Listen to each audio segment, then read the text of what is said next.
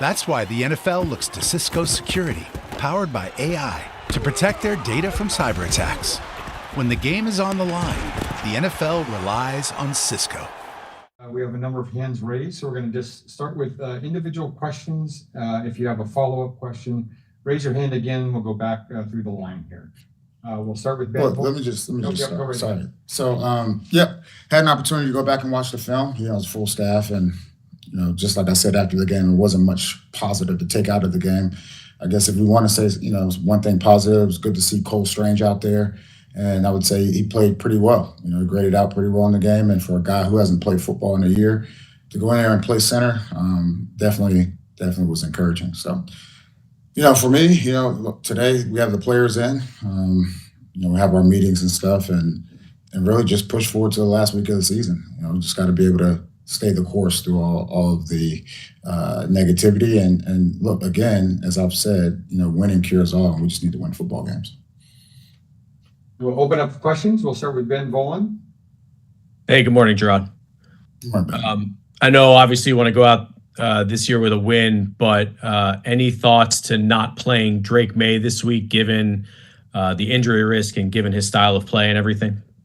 I would say right now, like everything is, in consideration, and we'll see how the week goes.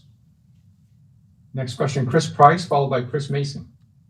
Hey, Jerod, how much, if at all, does the Bills situation, the fact that they're locked into the number 2 spot, they might sit some starters, they might have some guys play a quarter, whatever the case may be, how much of it all does that change your thinking when it comes to game plan personnel in the rest of the situation?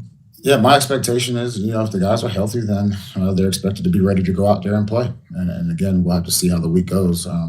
But I understand the question. I just, the guys are working hard and we need to play football. Thanks. Thank you. Next question, Chris Mason, followed by Chris Ryan. Hey, Jerod. After the game, Daniel Aquale said that it feels like a lot of guys start giving up when things get hard. I'm just wondering if you saw any of that on the film in the second half when you reviewed it. Look, we saw guys still flying around. Guys were still flying around, giving good effort, and it was just more about just execution as a whole. So I didn't see that. Chris Ryan, followed by Doug Kyde. Hey, Jerod, hope all is well with you. Just wanted to ask you a little about your process when it comes to Drake in that game where he gets medically cleared. Although he was showing signs that he said he got his bell wrong, he was showing signs of maybe he had issues. Do you just completely trust in the medical staff in that instance, or do you kind of take a step back and think about everything? How do you evaluate during that type of a situation? Yeah, as soon as they go into the tent, I just wait to hear back from the medical professionals and the independent evaluator. If they say it's fine, then it's fine. Thank you. Thanks. Mike Reese, followed by Doug Kyde. Hey, Jerod, a big picture question. I'm just curious, what do you feel are the most impactful things that you've accomplished in your first year as head coach? I would just say, being able to weather the storm. And it seems like we've been in the storm for a long time. And I think the players, as a whole, I would say they've come into work every day during a difficult season. I think that's been a huge piece of the puzzle, and hopefully we can keep that going forward. We had 8 one-score games this year, and we just got to, honestly, we have to win those games, and that's what the NFL is, and that's going to be the goal going forward. Doug Kyde, followed by Andrew Callahan. Good morning, Jerod. We didn't see a captain's patch on Jacoby Brissett's jersey. Is there any update to his captaincy? No. He's still a captain.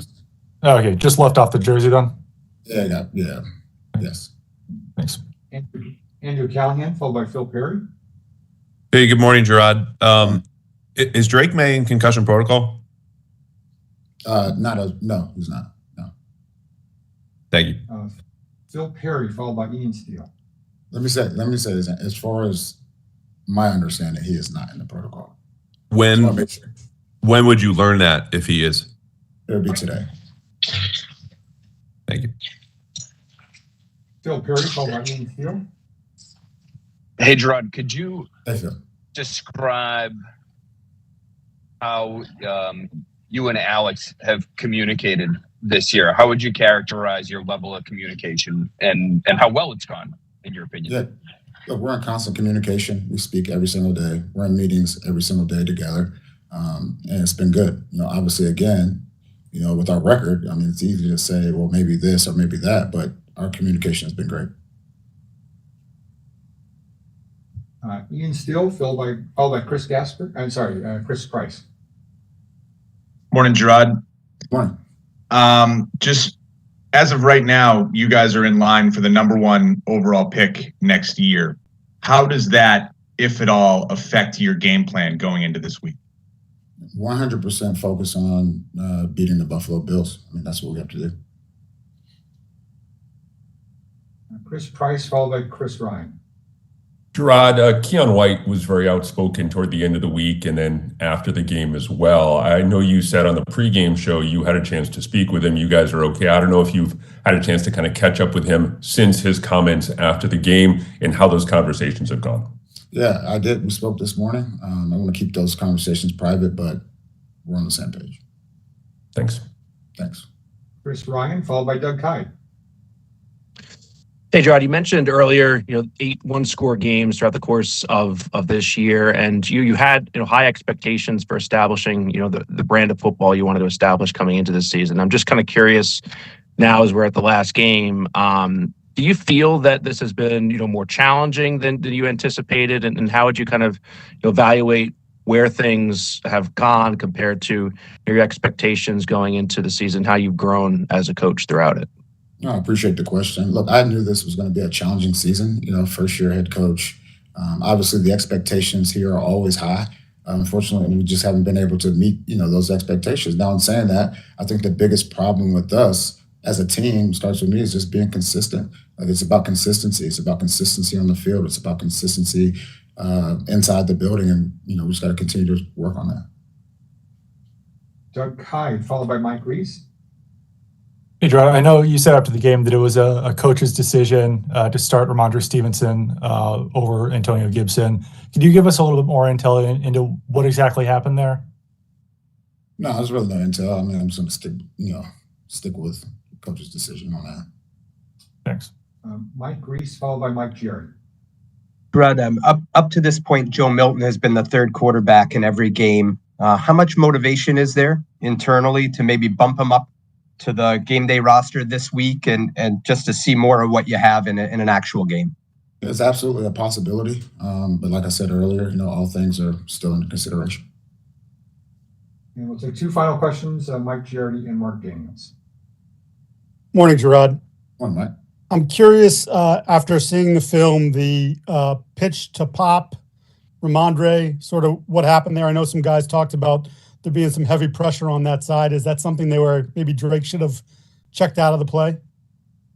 Look, it had a good player coming off the edge, and again, it just goes down to execution. We've run that play many times in practice and just couldn't get it done in the game. Thank you. Thanks. Last question, Mark Daniels. Hey, Jerod, good morning.